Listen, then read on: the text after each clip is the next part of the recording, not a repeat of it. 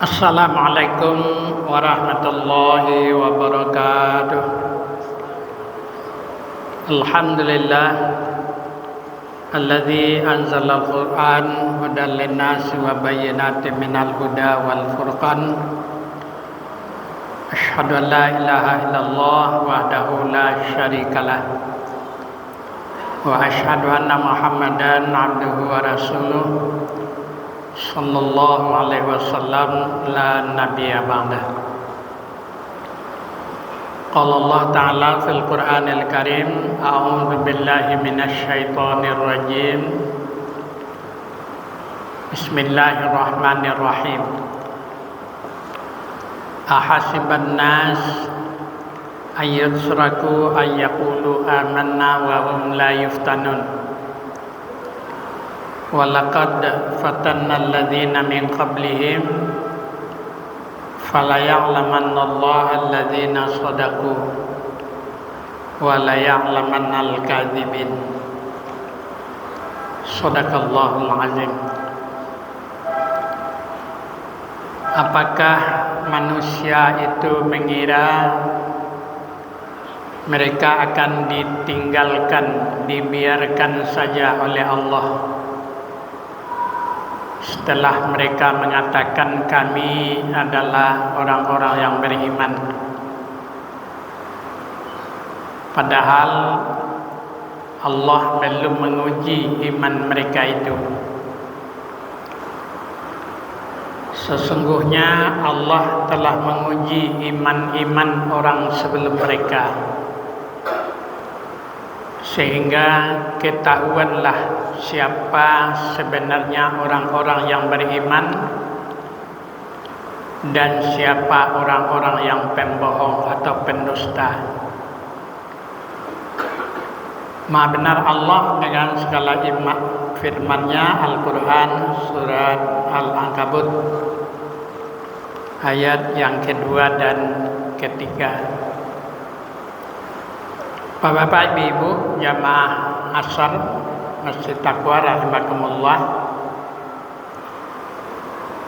Allah Subhanahu wa taala melalui ayat ini mengingatkan kepada kita bahwa kita orang-orang yang beriman tidak akan dibiarkan begitu saja oleh Allah dalam kehidupan kita ini, melainkan Allah akan selalu menguji iman kita itu sepanjang waktu. Di mana saja kita berada, apa saja aktivitas dan kegiatan yang tengah kita lakukan, kita kerjakan, dan dalam keadaan bagaimanapun kita, Allah akan selalu menguji kita. Jadi kalau kita sedang berada di masjid, ya diuji oleh Allah bagaimana ketulusan, ketaatan, keikhlasan kita. Kita sedang berniaga, kita sedang kerja di kantor, di proyek, kita menjadi polisi, menjadi tentara. Pokoknya apa saja yang menjadi aktivitas kita, apa saja yang tengah kita kerjakan, dimanapun kita berada dan kapan saja, itu adalah ujian daripada Allah Subhanahu wa taala. Jadi ujian dari Allah itu tidak pernah berhenti. Satu detik pun tidak pernah berhenti. Sejak kita mengatakan bahwa kita adalah orang-orang beriman, sejak itu sampai mati, ujian iman itu tetap diberikan oleh Allah.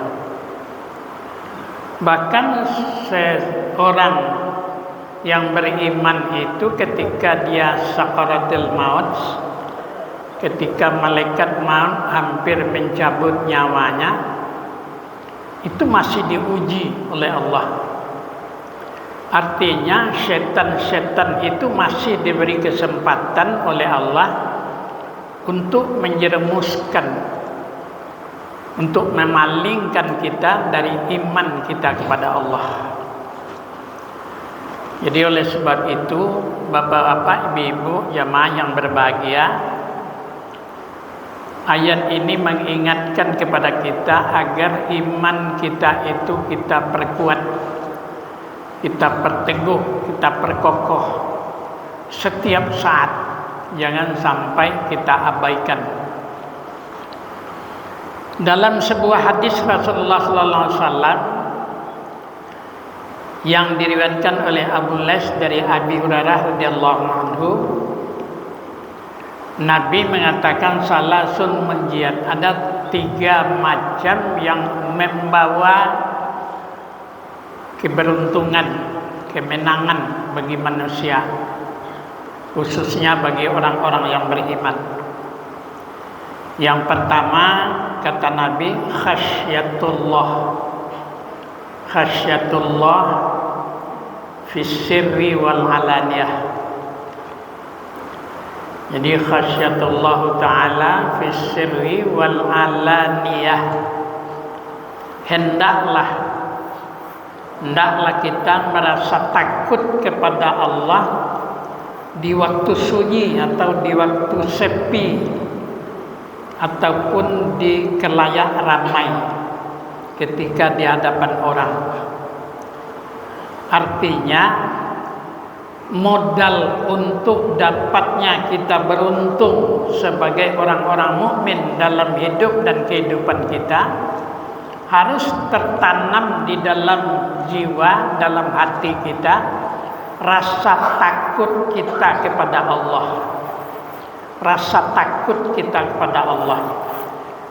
Kapan saja, di waktu sunyi kah, atau di waktu terang-terangan kah, siang kah, malam kah, di mana saja kita harus menanamkan rasa takut kepada Allah itu dengan sebesar-besarnya.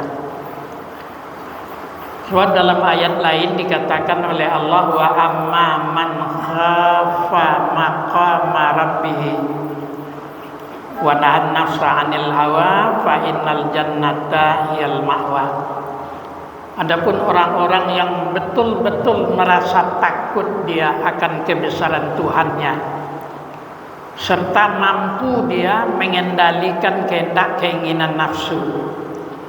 Jadi orang yang mampu mengendalikan kehendak keinginan hawa nafsu, orang-orang yang di dalam jiwanya, di dalam hatinya benar-benar sudah tertanam rasa takut kepada Allah di mana saja, baik di waktu sepi ataupun di waktu ramai.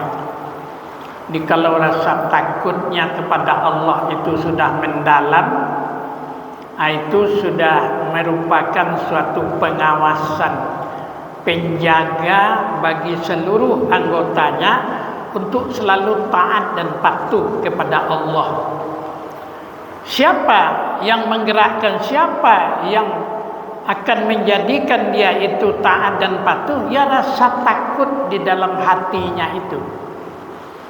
Karena di dalam jiwa manusia, pengendali yang sesungguhnya, penggerak yang sesungguhnya, dinamisator yang ada dalam diri manusia itu adalah hati. Dek hati mati, kecil orang awak. Dek mata buto. Kalau dari hati, tidak ada yang berat, tidak ada yang jauh, tidak ada yang mahal. Kalau kehendak dari dan keinginan dari hati. Tapi kalau hati itu banana maleh, leka jadi salangkah awak dari musajid. Maleh hati ke musajid. Leka jadi waktu subuh tu awak jam 4 lah tayago. Nak nama salat subuh. Jadi bapak-bapak, kenapa? Karena hati. Tapi kalau hati itu yang kuat, itu tidak ada penghalang itu. Tidak ada penghalang. Tidak ada lurah nan dalam, tidak ada bukit nan tinggi, tidak ada lawe nan dalam. Itu akan terlaksana, akan dilakukan dan akan diperbuat oleh seorang. Yang kedua, kata Nabi, wal adlu fir ridha wal ghadab. Wal adlu fir ridha wal ghadab, dan hendaklah kamu bersikap adil, berlaku adil pada waktu ridha. Ridha artinya waktu suka, waktu senang. Wal ghadab atau waktu marah, waktu benci. Jadi kalau bisa kita berlaku adil kapan saja, kepada siapa saja, kepada musuh jadi, kepada kawan jadi. Tapi kalau adil cuma kepada kawan, kepada lawan, tidak ada keadilan lagi, itu tidak bisa. Soalnya orang-orang yang serupa itu tidak bisa jadi hakim gitu, tidak bisa diangkat jadi polisi gitu. Tapi susah untuk menyeleksinya. Siapa orang nan hati jiwanya itu bersikap adil, itu nan bisa jadi jaksa, itu nan bisa jadi hakim, itu nan bisa jadi polisi. Kalau tidak tagak keadilan. Payah siapa membuat lembaga peradilan, ditambah agak 10 lembaga peradilan, apa salah namanya, keadilan itu tidak ketagak. Sebab jiwa manusia tu tidak ada rasa keadilan, bahkan ketagak keadilan. Lalu yang ketiga, yang terakhir kata Nabi, wal qasdu fil faqri wal ghina. Wal qasdu fil faqri wal ghina. Hendaklah kamu bersikap sederhana.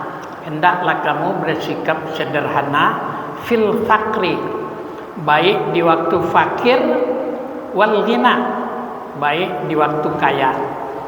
Jadi Allah, Rasul menginginkan kita orang-orang yang beriman ini selalu dalam kesederhanaan.